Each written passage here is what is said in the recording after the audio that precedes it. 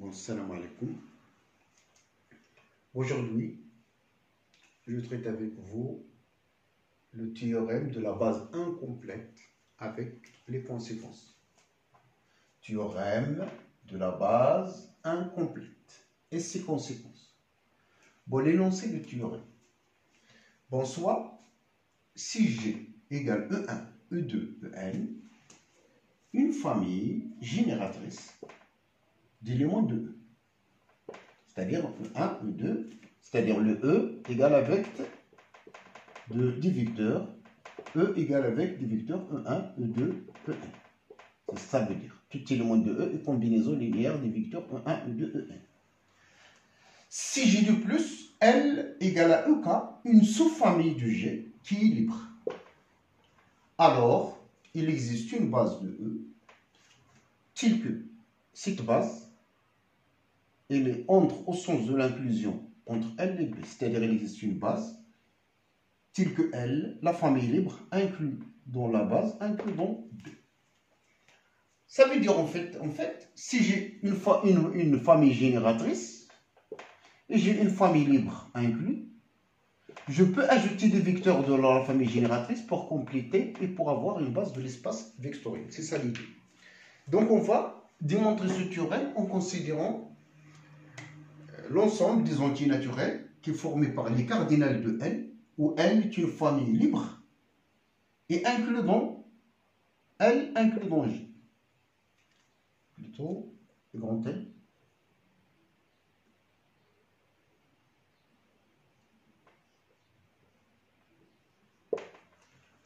Les familles libres qui sont donc cardinales comprises entre celui de grand L et celui de G. Cette partie-là, il est vide, puisque le cardinal du grand L, il appartient. Le grand L, on prend un grand L égal à petit l, c'est une famille libre qui réalise ce qu'on veut, donc le cardinal est un élément de F. Là, ça va absoluer ce cardinal. Cardinal d'une partie A, ou le nôtre, parfois c'est A, comme ça, c'est une notation diverse. Cette partie-là est de plus majorée par N. N'importe quelle cette famille, il est inclus dans G. Donc son cardinal est naturellement inférieur au cardinal du G qui est N. F admet donc un plus grand élément. Donc cette F-là est une partie de N. On a vu que toute partie de N majorée, non vide, admet un plus grand élément. Ce plus grand élément, il est associé à une certaine famille libre, L, indice, que l'on note l'indice P, qui est égal EI1, EI2, EIP. C'est une famille libre associée à P. C'est-à-dire, puisque le P appartient à F, il est certainement le cardinal d'une famille libre qui réalise les conditions. Pour G appartient à un N, à un P, à un N, prévu de ces éléments-là, c'est-à-dire les autres éléments de la famille libre, la famille génératrice EG, autres que ceux de LP, vont s'écrire comme combinaison l'un des autres. En effet, si j'ai un EG, je l'ajoute à cette famille, je n'obtiendrai pas une famille libre. Sinon, je tombe sur une contradiction.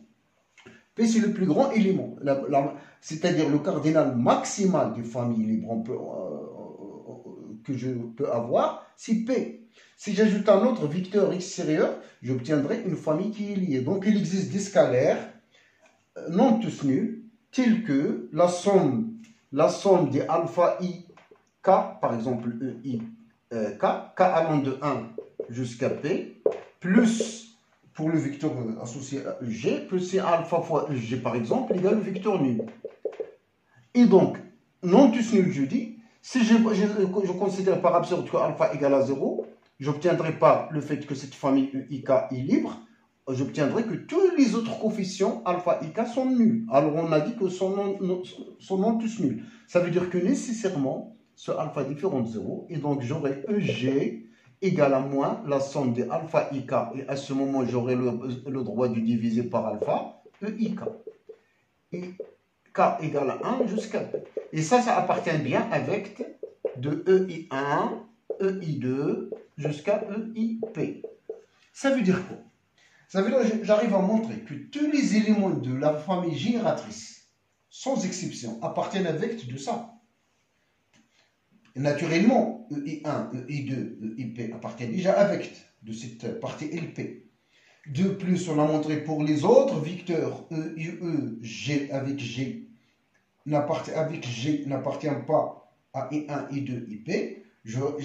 On a obtenu, on a démontré pour le moment que EG c'est une combinaison linéaire de ces deux vecteurs. Ça veut dire en fait que tout élément de cette partie génératrice appartient à ce vecteur et donc l'espace engendré par G, il est inclus dans vecteur E1, EIP. Et donc, effectivement, c'est une famille génératrice, mais par ailleurs, il est libre, donc c'est une base.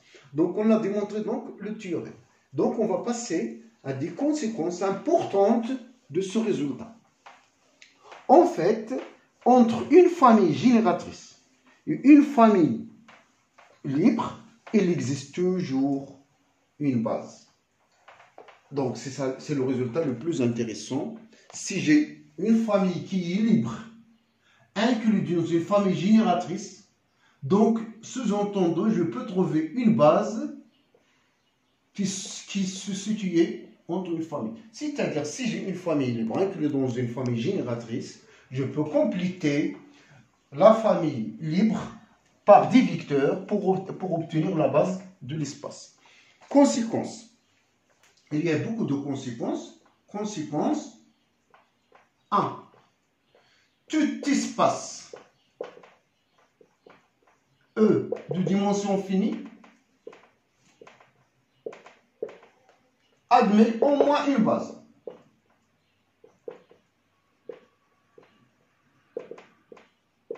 En effet, un espace de dimension finie, il admet déjà une famille génératrice. Génératrice, par exemple, E1, E2, EP, EN. Voilà.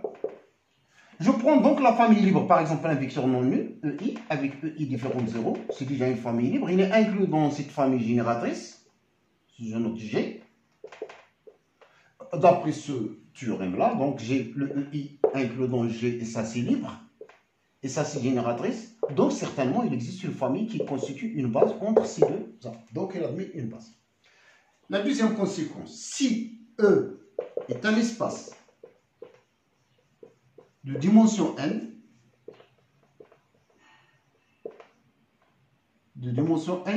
bon, supérieur à 1. Alors, on a des bonnes conséquences. Toute famille libre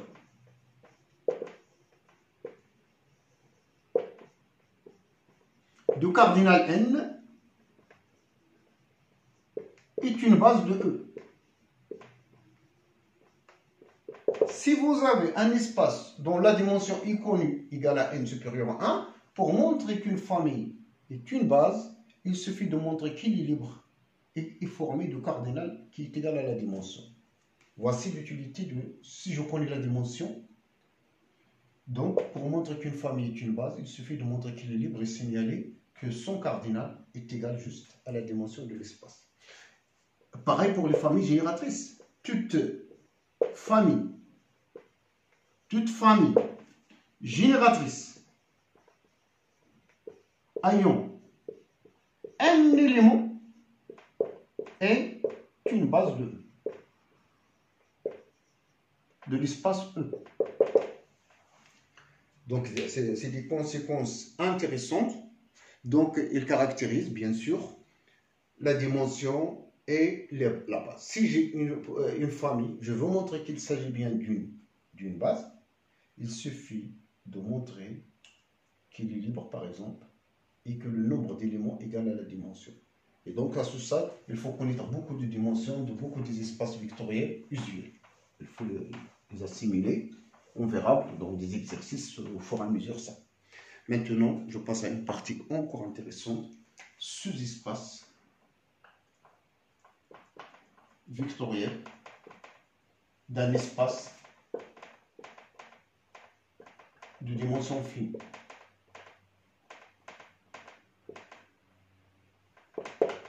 Sous-espace vectoriel d'un espace de dimension finie. Je commence par un théorème. Donc, c'est le 4e paragraphe, mais c'est intéressant. Théorème. Si E est un sous-espace vectoriel de dimension fini N. Alors, tout sous-espace vectoriel de E, tout sous-espace vectoriel de E, donc tout sous-espace vectoriel F de E, est de dimension finie.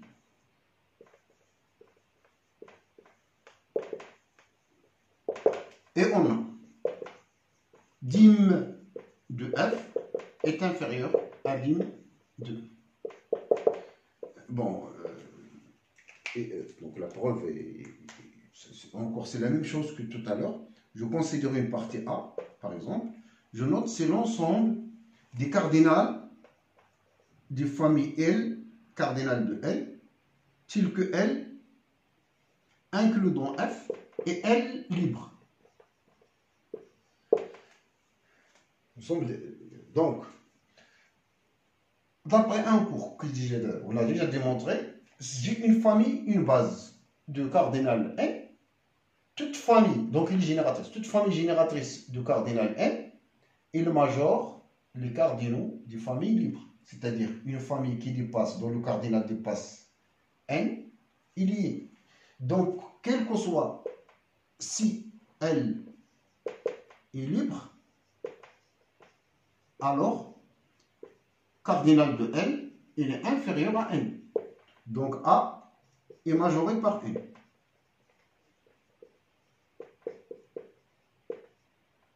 De plus, il n'est pas vide par un élément facile, un élément qui est non nul, par exemple. On a le droit de considérer que l'ensemble vide, parfois, il est libre. Donc, cette partie inclue dans N, c'est F égale, donc c'est F égale au vecteur nul. La dimension de cet élément, c'est 0. La dimension d'un espace nul, c'est 0.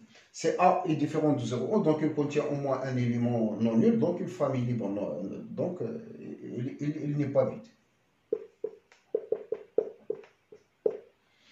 Donc il admet, A admet un plus grand élément.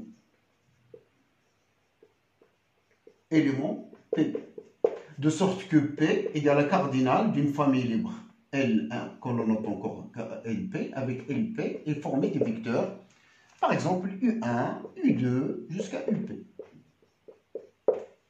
Alors, on va supposer, on montre, donc ça c'est une famille libre.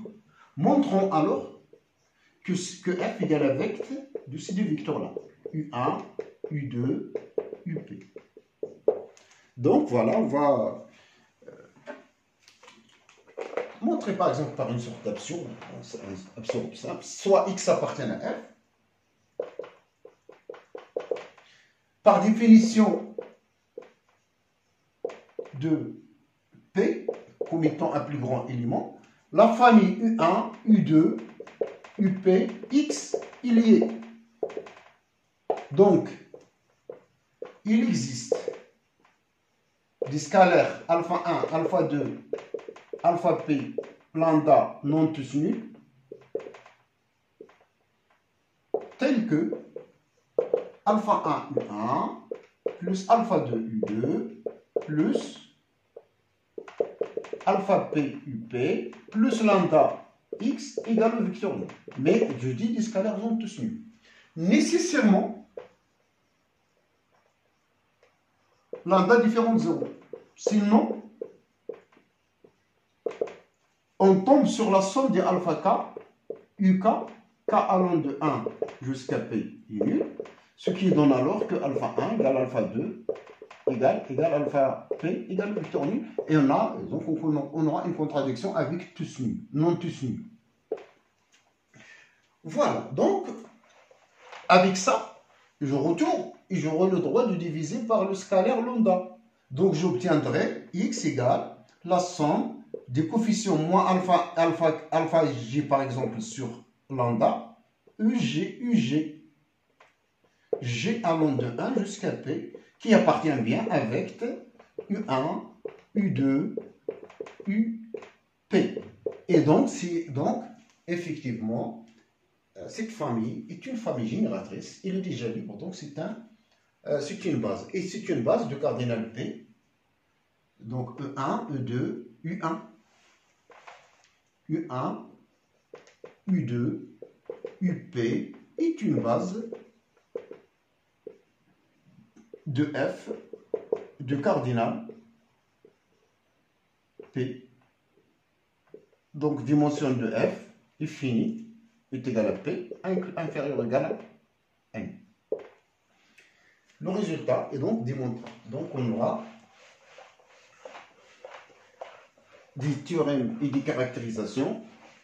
Bon, théorème. Si F, H sont des sous-espaces vectoriels de E avec E ou E espace vectoriel de dimension finie, alors F plus H est de dimension finie.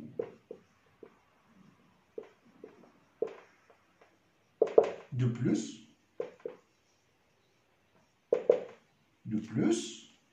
dimension de F plus dimension de F plus H, voilà, dimension de l'espace F plus H égale à dimension de F plus dimension de H, moins dimension de l'intersection de ces deux espaces. Bon, c'est un théorème important. Donc, on le verra dans les exercices. Donc, CF et G sont des sous-espaces. La dimension de F plus H, mais il faut connaître ce qu'est F plus H.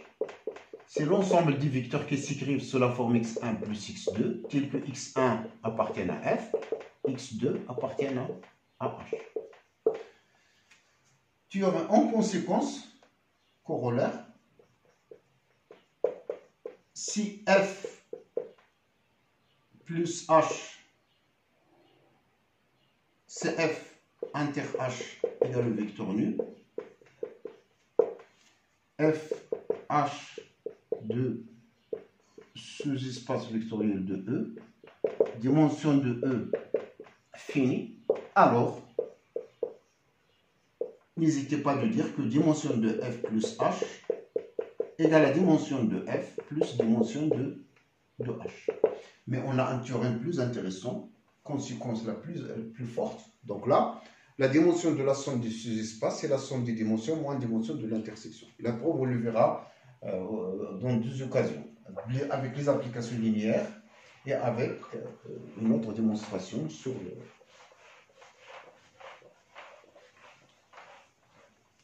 Conséquence.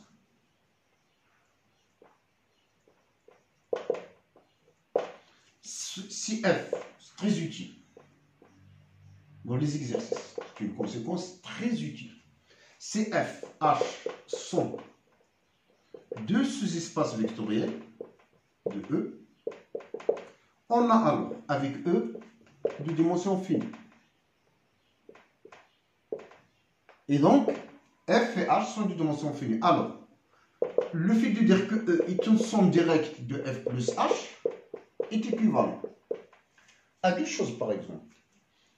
À que dimension de F plus dimension de H égale à dimension de E, et en même temps, F inter H est égal au vecteur nul. Donc, pour montrer que celui-là, que E égale à F plus H en somme directe, je montre deux choses. L'intersection égale 0E et la dimension de F plus dimension de H égale à dimension de E. C'est une propriété qui caractérise et qui simplifie le fait de montrer que c'est une somme directe. Et je vous rappelle là, la somme directe, ça signifie que quel que soit Y ou bien X appartient à l'espace E, le X se décompose en un seul élément de F plus un seul élément de G. C'est-à-dire il existe un seul X1 appartient à F et il existe un seul X2 appartient à H, tel que X égale à X1 plus X2. Et donc j'arrête à ce niveau. Donc la prochaine fois, je traite les applications linéaires et la dimension et l'utile. Donc, bon courage.